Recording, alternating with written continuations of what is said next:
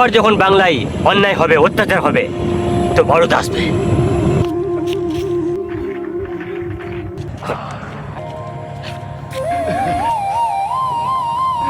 আমি বলেছিলাম না সীতারাম, আমার যাওয়া আর তোর বেঁচে থাকার মেয়াদ সির্ফ 7 দিন, আর আজই তার শেষ দিন।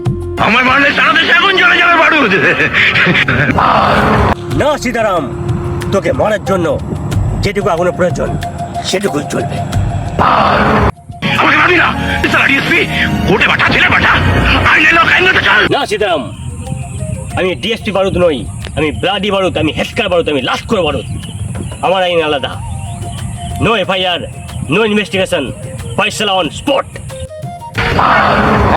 আবার যখন বাংলার বুকে অন্যায় হবে, অত্যাচার হবে, তো ভারত আসবে। আর ভারতের মটকা গরম হলে কি হবে?